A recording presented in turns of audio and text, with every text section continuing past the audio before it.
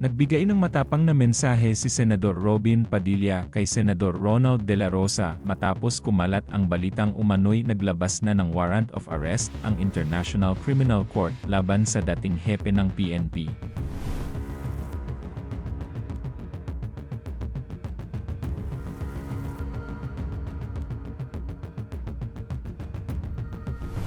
Sa isang panayam, diretsahang sinabi ni Robin kay Bato ang mga salitang, "Huwag kang lilitaw," na agad namang naging usap-usapan sa social media at politika.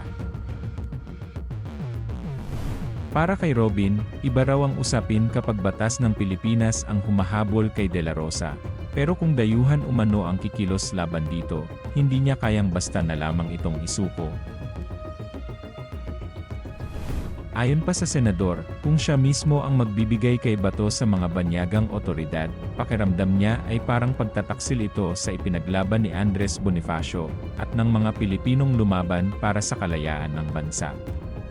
Kaya naman madiin niyang sinabi ang linyang, "Never, wag tayo magsusuko sa dayuhan.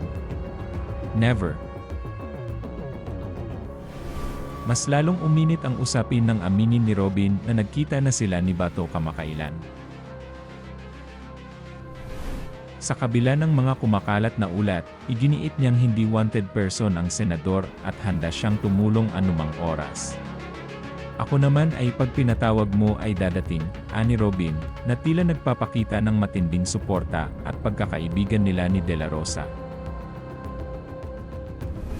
Matatandaang matagal nang hindi nagpapakita sa Senado si Bato mula pa noong Nobyembre 2025. Kasabay ng paglabas ng mga balitang konektado umano siya sa kasong Crimes Against Humanity kaugnay ng madugong kampanya kontra droga noong administrasyon ni dating Pangulong Rodrigo Duterte.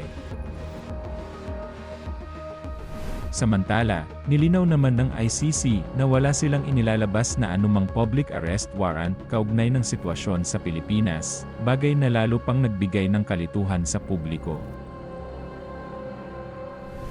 Habang mainit ang usapin, nadagdag pa ang pressure kay Bato matapos siyang padalhan ng Senate Committee on Ethics and Privileges ng kahilingan na sagutin ang ethics complaint na isinampa laban sa kanya. May mungkahi rin umano na isaalang-alang niya ang pag-waive ng kanyang sahod at allowances habang hindi siya nagpapakita sa Senado. Sa gitna ng kontrobersya, lalong nahahati ang opinyon ng publiko, may mga sumasang-ayon sa paninindigan ni Robin laban sa umano'y pakikialam ng dayuhan.